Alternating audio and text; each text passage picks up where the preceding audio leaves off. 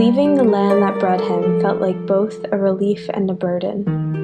On the one hand, he was escaping all the chains that had held him hostage. The bills, divorce, papers, accidents, and people. On the other hand, he was entering a foreign world, leaving his daughter behind in the hopes of giving her another future.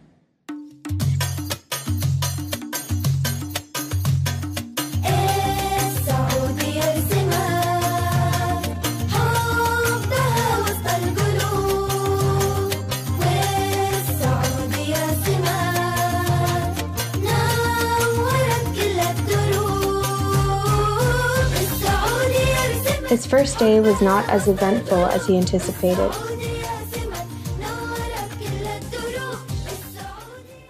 His flight landed as it was supposed to. His Agama was easily accepted at customs, as was expected. His company's van picked him up at 6, as was promised. The most eventful thing to happen to him that day was the discovery that in the back of his house, which sat wedged between two identical houses, rested a small yet industrious garden, complete with carrots, tomatoes, and even a banana tree. He had never owned anything like it. He had to adjust to the whiff of kahwa in the morning.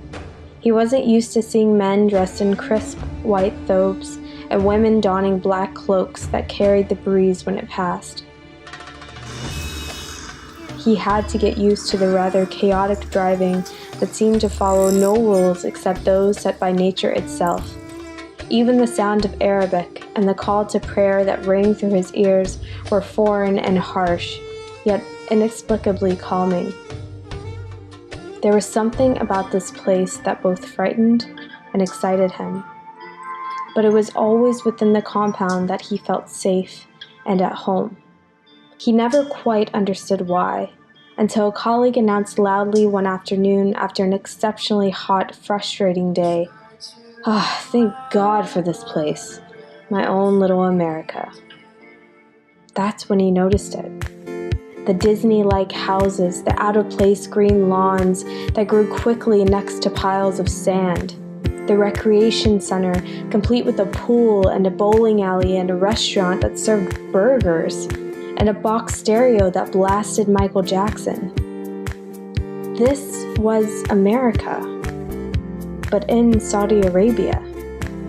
They were all Americans living inside a bubble created for themselves, both consciously and subconsciously, that let them live as they would stateside.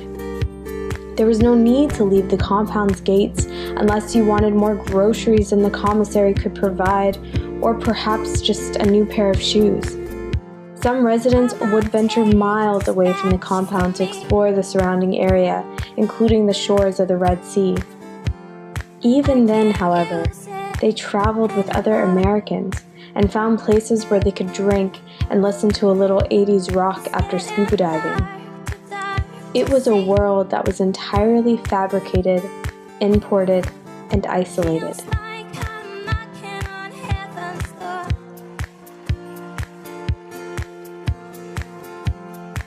Yet this is how they dealt with their foreign environment, one that at times was so different from their own that they never felt welcomed, albeit thanks primarily to their own inability or unwillingness to step outside of this bubble. They still chased the American dream, just inside the walls of the compound. When his daughter joined him in the kingdom almost a year later, she was the one who pushed him past his comfort zone. She attended school with kids who didn't live inside the fortified American bubble.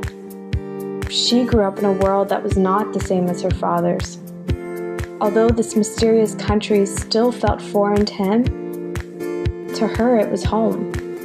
It was where she developed into herself, made lifelong friends, and found her passions.